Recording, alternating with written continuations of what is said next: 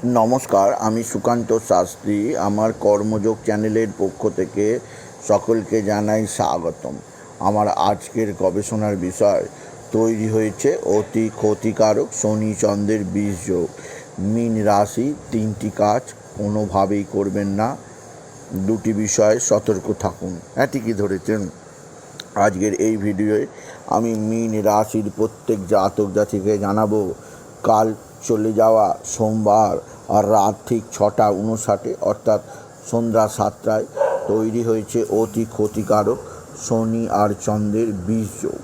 আর এই বীজযোগের প্রভাবে আপনার জীবনে নানা অস্থিরতা, নানা অসুবিধা, নানা ক্ষেত্রে নানা ক্ষতির সম্মুখীন হবেন। তাই 19, 20, 21, 22 এই 4টে দিন আপনি বিশেষভাবে সতর্ক থাকুন আর বিশেষ কিছু কাজ থেকে বিরত থাকুন।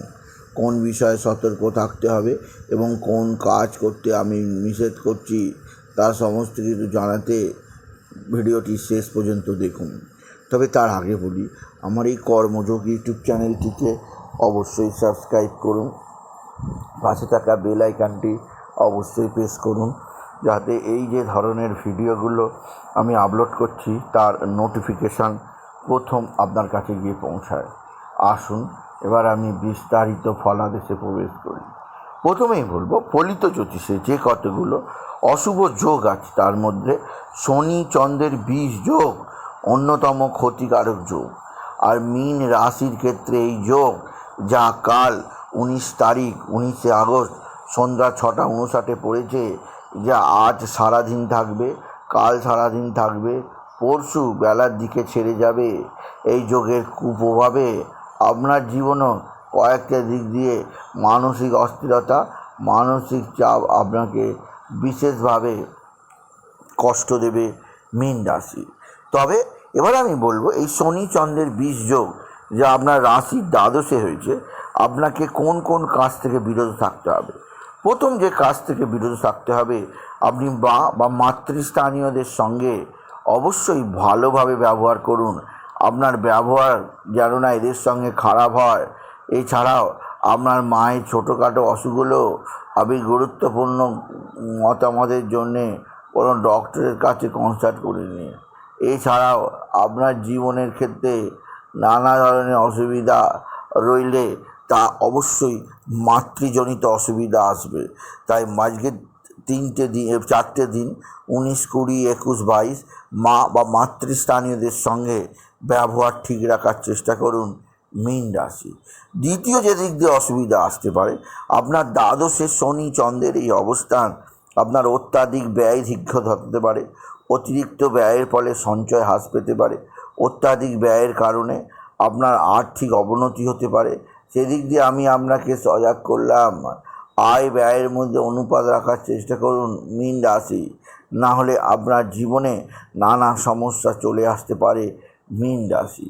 তৃতীয় যে দিক দিয়ে আপনাকে বিশেষ সতর্ক থাকতে হবে, এই কটা দিন অর্থাৎ 19, 20, 21, 22 আপনি নতুন কোনো কিছু ক্রয় করবেন না, পুরনো কোনো কিছু জিনিস বিক্রি করবেন না। এছাড়া এই কটা দিন অর্থাৎ 19 তারিখ চলেই গেছে, 20, 21, 22 এই 3টে দিন আপনি ভুলেও আপনার আমিষ ভোজন করবেন না।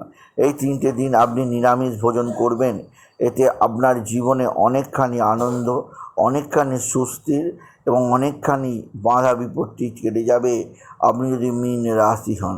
কেননা মীন রাশি শনি চন্দ্রের বীজ যোগ আপনাকে বিশেষ যে চাপে রাখবে। এবার আমি বলবো, সেই যে কাজ আপনাকে আমি করতে নিষেধ করছি সেটি হচ্ছে, এই কটা দিন আপনি বিদেশে কোথাও যাত্রা করবেন না, ঘরেতেই থাকার চেষ্টা করুন, কারণ আপনার ভয়ঙ্কর দুর্ঘটনা ঘটে যেতে পারে। সেদিক দিয়ে আমি আপনাকে সজাগ করলাম। আর শেষে আর একটা কথা বলবো, যে আপনি এই শনি চন্দ্রের বীজ যোগের কুপ্রভাব থেকে নিজেকে রক্ষা করতে, নিজের সন্তানকে রক্ষা করতে অবশ্যই রোজ আপনি নারায়ণ চল্লিশা, শিব চল্লিশা পাঠ করুন, হনুমান চল্লিশা এবং শনি চল্লিশা পাঠ করুন। এই পূজা পাঠের মধ্যে থাকলে, মনকে হ্যাপি রাখলে আপনার সন্তানের দিক থেকে আপনার সৌভাগ্যের উন্মেষ হবেই হবে। তাই বলি মীন রাশির জাতক জাতিকা, আপনাকে বিশেষভাবে সতর্ক থাকতে হবে যে আপনার জীবনে যে দুর্গতি চলে এসছে তা যেন আপনাকে আর সারা জীবন পইতে না হয়। তাই বলি যদি ভিডিও ভালো লাগে মীন রাশির জাতক জাতিকা ভিডিওটিকে আরও বেশি শেয়ার করে দেবেন। আপনি কিছু কমেন্ট অবশ্যই করবেন, ছোটো করে একটা লাইক দেবেন, এটুকু জানিয়ে ভিডিও শেষ করলাম। নমস্কার, ধন্যবাদ।